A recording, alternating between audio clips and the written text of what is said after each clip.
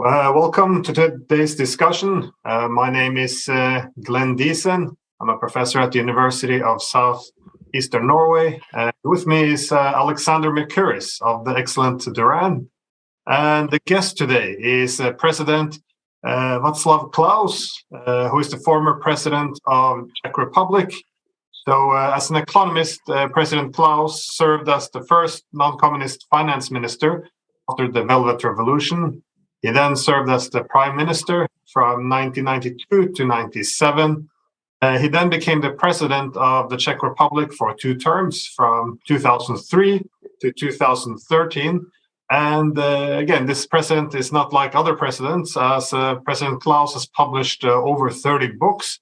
So he remains very active intellectual and well read all over the whole world by many fans. So it's truly a great pleasure, Mr. President. So thank you so much for your time. Thank you. The introduction is killing me because the expectations from the viewers would be very high. How can I hold them? Yeah. Well, I actually first came in contact with you back in 2019 because you cited me in a speech you gave in Shanghai about me and my theory on the balance of dependence. So it's also extremely flattering. It must be the first time I've ever been referenced by name by a president in a speech. So again, very flattering. So, but the topic today will primarily be the political and economic development of Europe after the Cold War. As again, you played an important part in this history. So we also therefore wanted to discuss some of the challenges as well as opportunity facing the EU, but also Europe. So I thought we can start with European integration, because European integration is often treated as a fixed concept. So if you're pro-European, you support elected national parliaments transferring some sovereignty to Brussels. This is the way the language is often used. But so we see for Central and Eastern European countries, this often can be seen as problematic because after being ruled from Moscow for many decades during the communist era, the Czech Republic gained its full sovereignty. And so European integration becomes a dilemma because on one hand you have the freedom and desire to engage as much as possible with the rest of Europe. On the other hand, I guess transferring sovereignty to another borderless superstate becomes a bit of a challenge. So I was hoping you could say we'll talk a bit about the advantages as well as the disadvantages of what the European has offered the Czech Republic. Okay. So I'm surprised. I expected to discuss the current contemporary issues, debates, and you started with mentioning the developments after the Cold War. This is, you really want to discuss the 30 years or just the recent era? Oh, the recent would be good. Okay. You are right saying that we were lost in the communist paradise and in the communist institutions of liquidating any freedom and any independence, any sovereignty of a country. Then we made the so-called Velvet Revolution, and we suddenly had a feeling that we are finally free. But this era was, in our way of looking at it, relatively short. The 1990s was for us the relatively free era. But then with entering the EU in the middle of the first decade of this century, we again feel that the decisions are made not in Prague, not by ourselves, but in a remote capital, this time in Brussels. So this is our general feeling. If I am not wrong, you mentioned that the EU is a fixed concept. Am I right? I wouldn't say that, for me, the EU is a movable target and movable concept. The EU started with a totally different concept after the Second World War. And now it has been moving from they call it integration to unification. And this is something which I reject absolutely.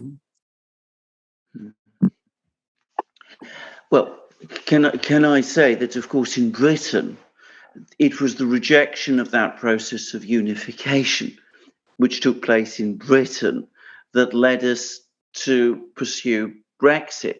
We have, however, discovered in Britain how actually very difficult it is to break away completely from the EU and its institutions. We still remain deeply integrated in it.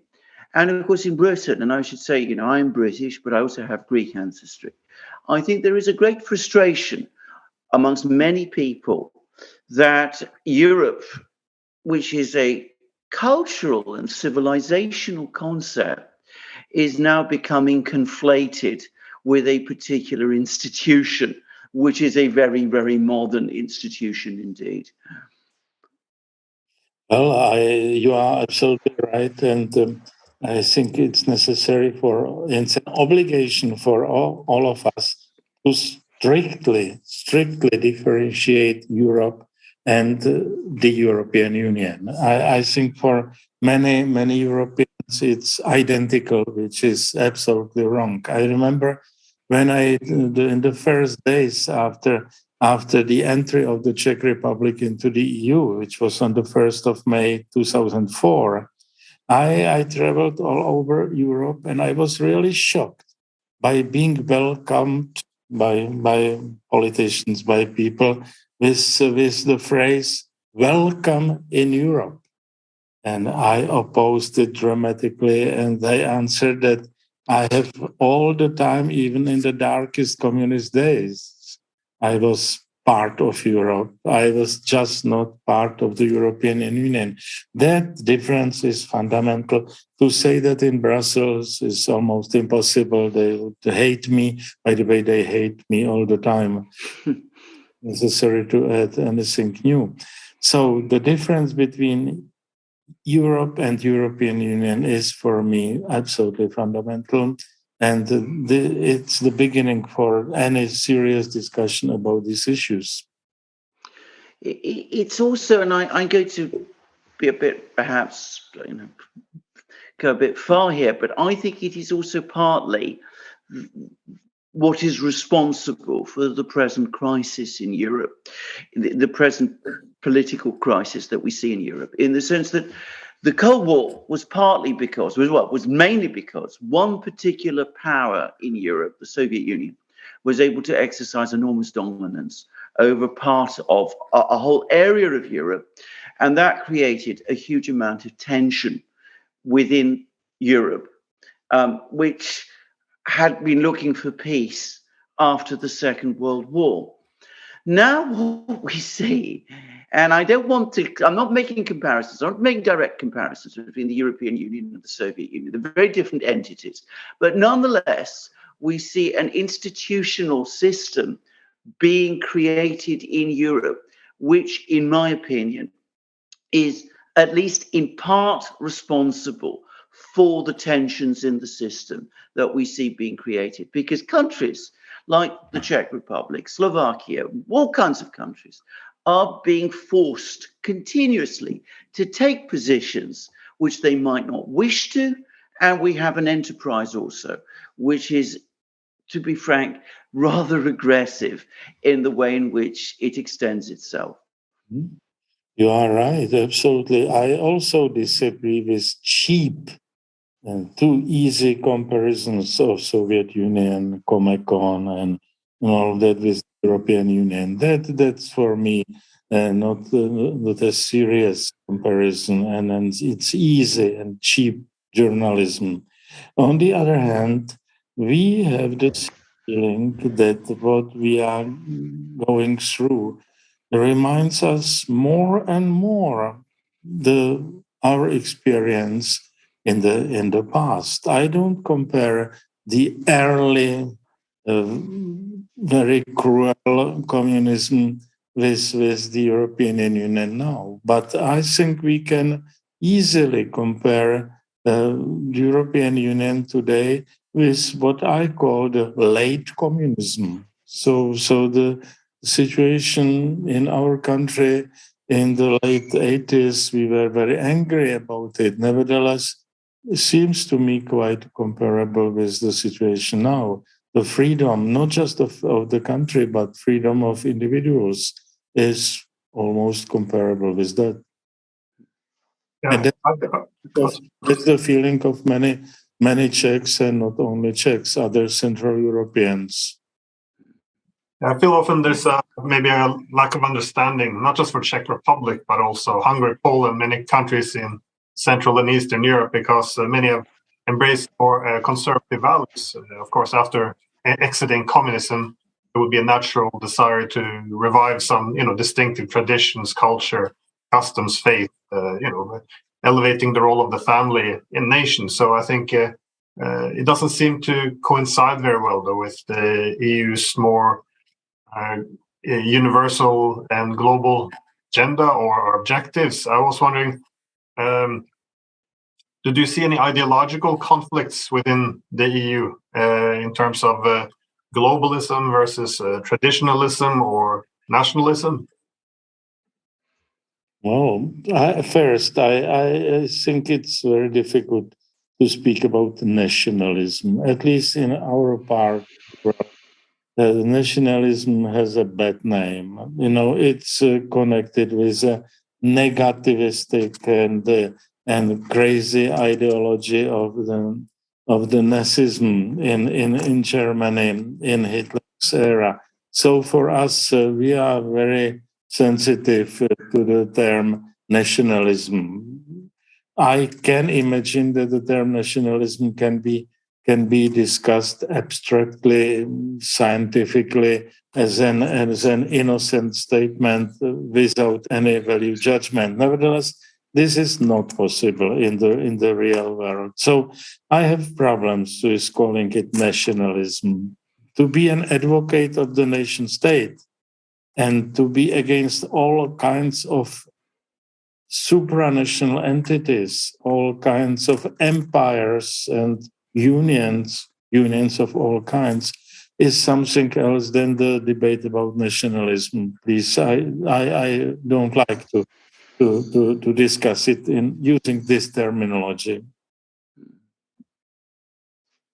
No, fair enough. But because I keep always thinking about a very interesting or great speech you were giving in the EU Parliament. Again, this is a while ago. It's in 2009. This is you were saying that for the Czech Republic, there's no alternatives to Europe, but you requested or asked for some debate about what Europe means and what European integration should entail.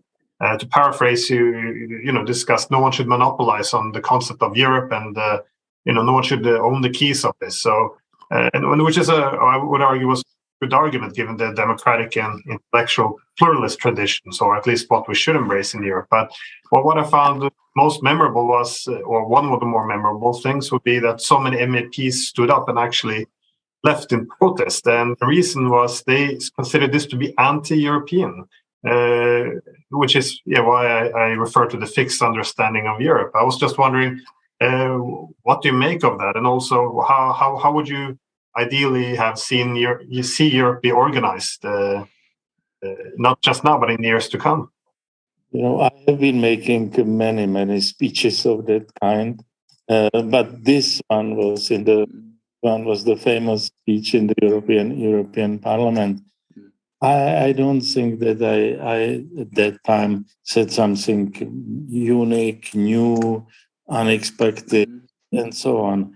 But what was absolutely crazy was the reaction of some of the European parliamentarians. They simply were not able to stand that someone is directly speaking to them and says that the whole concept of the European unification is wrong. Stop. That was my main message, and I try to explain that we, even in the darkest communist days, were looking at the European, at that time, EEC, European Economic Community, as something very positive. Simply, we have nothing against the best possible cooperation in Europe, but we are very much, we have nothing against opening of Europe, making possible free free flow of not just goods and services, but just people and capital as well.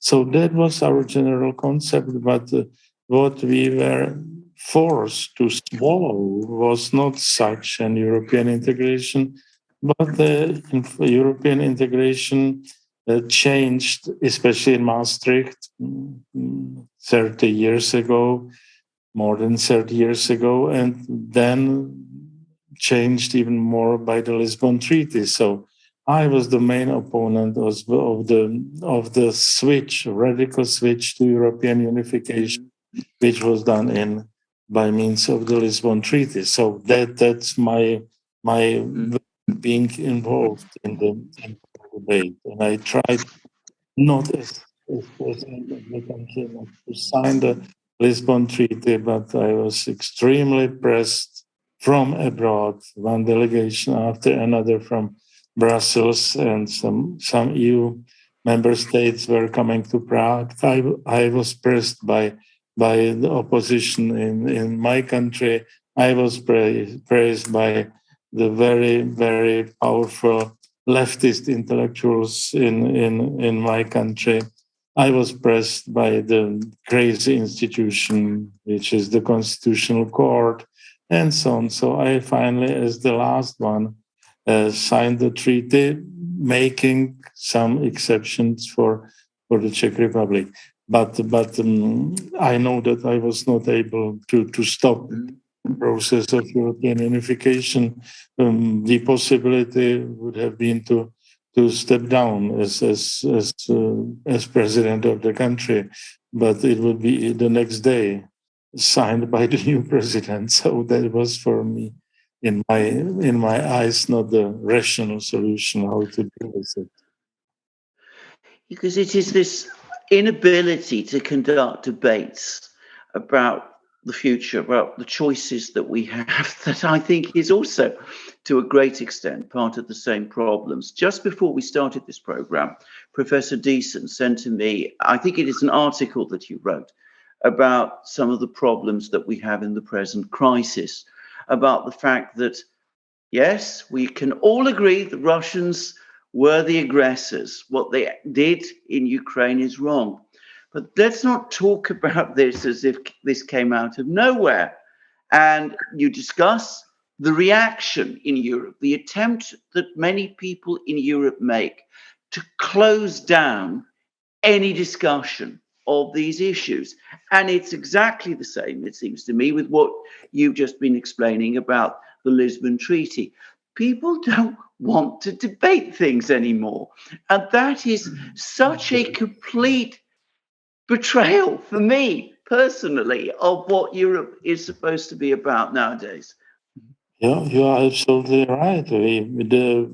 There are many losses due to the Ukraine war, but one of them is freedom in Europe.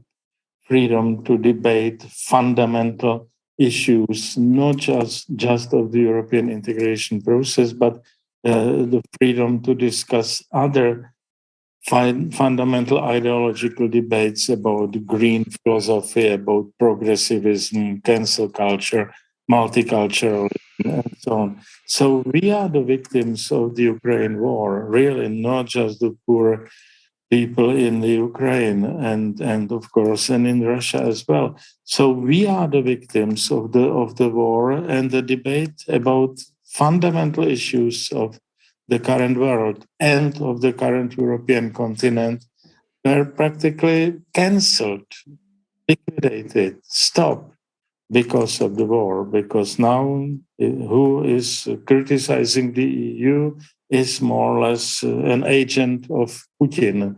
This is the simplified way of looking at things. So that's my position. You started discussing Brexit, Well, I think the British people think that it's very difficult to leave the European Union. But no, I don't agree with your nodding to that. It's very easy to leave it, but it needs decisiveness on the side of the country which tries to do a Brexit. But the crazy politicizing of issues and in Great Britain, the changes of prime ministers and the lack of cohesion of the Conservative Party position, that created the troubles. Otherwise, it could be done simply. And I am an expert on dividing countries or leaving some entities, because I was the one who more or less organized the separation, the split of Czechoslovakia, the division of Czechoslovakia into two parts. And I know that it's basically the decision. This is the issue of making a decision and to be consistent in fulfilling it. So Britain was for me the good case of how to leave the European Union, and I'm afraid that it will be always used as an example how impossible leaving the EU is. So I'm very sorry for the British. They betrayed us by their behavior in this respect. Mr. President, you're completely correct in the sense that, of course, there was a majority amongst the British public to leave the European Union. The problem is that there was an overwhelming majority within the British political class to remain inside. And they've never really accepted that. They've never really reconciled themselves to that decision. And what you just said, I find that very important about the fact that it is a case of decision. There was, I think, a French statesman once said that to govern is to choose. And we are very afraid today of choices, or so it seems to me. We have to follow always, I don't want to use this word, but I'm going to, the party line almost, it feels sometimes like, coming from the institutions in Brussels. It's very, very difficult for people when they don't. And you get called all kinds of things if you try and go against this. And that is very intimidating for people as well. Yeah, it is very difficult, no doubt about it. But it's either or. You be the object of the EU decisions done in Brussels, or you will be a subject of your own decision making. I think the Great Britain made a tragic mistake by entering the EU in 1974. That was, at that time, existed still EFTA, and that would be a much better form of European integration. So we would be much happier to join EFTA than to join the EU. But after the fall of communism, at that time, we didn't have such a chance anymore. So, and it was done by everything done by Great Britain. Tragic. I'm sorry to say that. Mr. President, can I... Glenn. Sometimes the British scholar in the 1960s, David Mitrani, because he was making this argument that European integration can take two forms. It can be functionalist or federalist. The functionalists would say we should integrate in areas where it can enhance our economy, our democracy, our security. But then you had the federalist approach, which said essentially creating a super state was a goal in its own. So, but this would then lead to coercion, less freedom. And sometimes it feels he was kind of spot on, because the economic efficiency and the democratic quality, all of this seems to have been declining with this integration. But again, this will be one challenge, though, of this of how Europe has been organized after the Cold War. So while many countries now are not happy with transferring sovereignty to Brussels. For other countries outside the EU and NATO, primarily Russia, a key, concern about the way Europe was organized was we effectively put someone inside and others outside. And the concern was, if you have a Europe without Russia, it would unavoidably become a Europe against Russia. I was wondering, how do you see this? And again, but perhaps this common European home was always a bit utopian in its ideals. But how do you see Russia being managed after the Cold War, and how it could have perhaps been done differently? That's another issue. I would return to talking about the EU itself. We have, in this interview, we have a very special triangle. Though there are three people, one is from Britain, which left the EU. Another one is from Norway, which has never entered the EU, even though Norway is ideologically more European than most of the European countries. For me, Norway is too much on the left and has always been. And the third person is the Czech politician who was always against European integration. So we are not the right people to discuss the decision making in Europe. And let's make it quite explicit. This is the reality and the situation. So you should invite some exponents of the European integration to this debate to motivate us to be dramatic and aggressive against them. But you mentioned as you call it, as you put it, utopian project as the European House or House of Europe. I don't know what. We in the communist Czechoslovakia, we laughed at such utopian schemes, and we knew that it's absolutely impossible, irrelevant, and real utopian, as you put it. So I am not very optimistic about the possibility to do it differently after the fall of communism. At the beginning, there was no real partner on the other side. Soviet Union disappeared, and Russia was in big troubles how to consolidate itself. And so at that moment, the United States used the position of a unipolar hegemon in the world. I don't see a better version, and especially to discuss the ex post history seems to me not very interesting.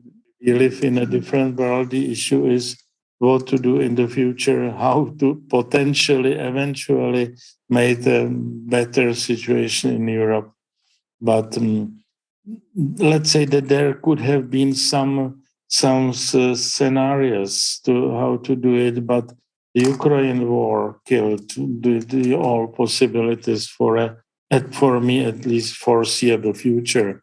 Foreseeable means in my lifetime, maybe for my children and grandchildren, it could be an interesting discussion, but not for us today. For you, a young man, you may dream about changing Europe, but that's not my ambition. My ambition is to somehow rationalize the world we live in. I mean, if somebody who was, elected to high political office in Europe were to seek your advice, perhaps that happens, I don't know, but let's say they did. What would you advise them to do in this situation? They came along to you, they said, I've just been elected Prime Minister of my country. I find myself in this situation. I'm constantly I'm getting this stream of instructions all the time, because they do, from Brussels, from whomever. I come under constant pressure. I don't want to agree. How does one push back? Does one build a coalition? Does one speak to people? Does one talk about this, or does one try to go with the flow? Does one accept that the pressure is overwhelming and that there are huge risks in going against it? Or does one nonetheless push back? I mean, which do you see would be as the better course? Because what you just said now, I mean, I have to say, was a very bleak vision that, we are ineffectively in this tunnel And we have to keep following it now because realistically, there isn't any alternative. Or at least maybe I got the sense of it wrong. There is no idea, no advice to anyone who enters politics to change the EU these days.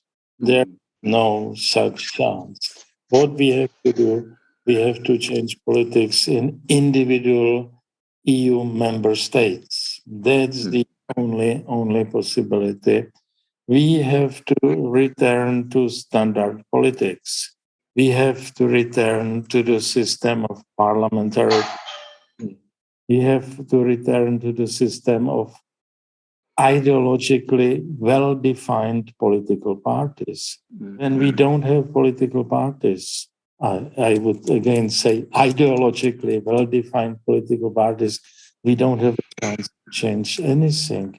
Look, Hungary is in a different situation. Hungary has a clear political leader, not because he's a genius and he has very clever, uniquely clever ideas. No, he has a political party behind himself.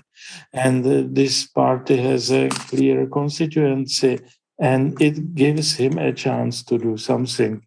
In Europe, political parties more or less disappeared, and the political parties are really just institutions which look like political parties, but they are really not political in the standard way of defining them. So I think ideas are not sufficient. We have to build institutions. To build institutions, there are thousands, maybe millions of people who have very similar views to the three of us. But how to aggregate them, how to put them together?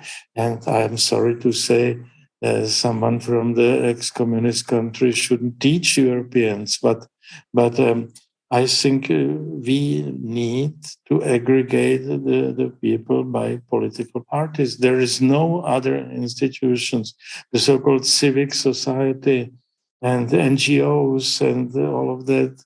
We cannot aggregate them and to make them an entity which can somehow behave and have ideas, have interests, preferences, and so on. So no advice to how to better discuss in Brussels. There is no advice in this respect.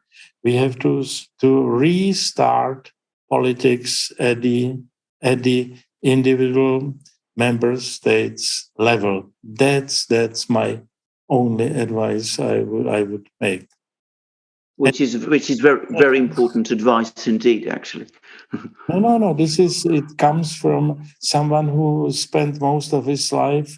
I was 49 when communism disappeared. So our main idea, and I am more known by being the architect of the economic reform, of the economic transformation. Nevertheless, I consider my important achievements not just to create the economic transition, to make economic transition.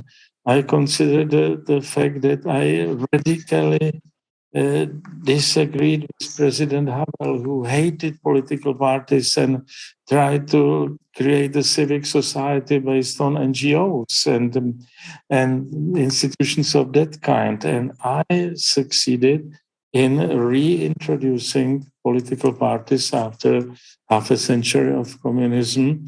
And therefore, the relatively successful 1990s were the result of having a standard political structure, despite 5 political parties which have a normal, well-defined name, from communist to socialist to some Christian Democrats in the middle, and to my own political party on the right. So that's important. If we don't introduce it in Norway, Spain, Germany, There is no future, no chance for future. In Britain as well, by the way. I mean, it's what you describe about the decay of political parties applies as much to Britain as it does to any EU state. I mean, if you look at the state of our political parties in Britain, it is exactly as you've described it, parties that carry the name of the parties of the past, and have inherited some of their cultural legacies, but which have no real resemblance to those parties. I mean, the Labour Party and the Conservative Party of today are profoundly different from the political parties that I once remember in the 1960s and 1970s, for example. Not so long ago, in fact.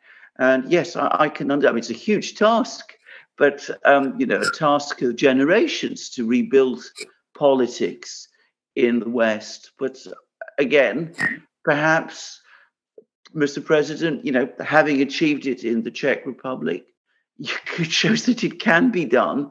And perhaps I would say that is actually extremely powerful advice, which you have just given. You are right, and we should all agree on your statement that it can be done. This is how you formulated it. It can be done, definitely. But we have to define the preconditions for this possibility. The first precondition is a total disagreement with the past system. When I have doubts about the possibility to change the current world and the European Union, everyone here tells me, don't be so pessimistic. Communism also disappeared relatively quickly, rapidly. And I said, okay, but it was in a moment when communism was totally discredited. There was no one who would have defended it, So it was just the empty box. And it was easy to change it and to destroy it and to liquidate it. Everyone says, well, you see, that's the reason that we can change the current arrangements in the world and in Europe. I say, okay, but when do you think we are now these days? Communism started with the communist putsch in my country in 1948. And existed till 89. So let's say 41 years. So I asked always them, do you think, are we already so unhappy with the new era as we were with communism in 1987? Definitely not. At least in our country, communism was totally discredited already in 1968 by the Soviet Union invasion into Czechoslovakia. So I'm asking them, we are not in 87, not in 75. I'm afraid we are in Europe these days in 1961 in using our time scale, maybe if not 51. There is disagreement with many measures done in our countries, but there is not disagreement with the system, and without that there can't be a real change. Well, Mr. President, I think I'm exhausted in terms of the questions I wanted to place. I don't know whether Professor Diesen has more to ask, but I would, before finishing, just say thank you again for this for this discussion. Thank you for inviting me to this debate. Yeah, I had wanted to ask some more about the ideological rivalry, but I think we ran out of time. So I just want to thank you as well, Mr. President. It was a great pleasure to be able to speak with you. Thank you very much as well.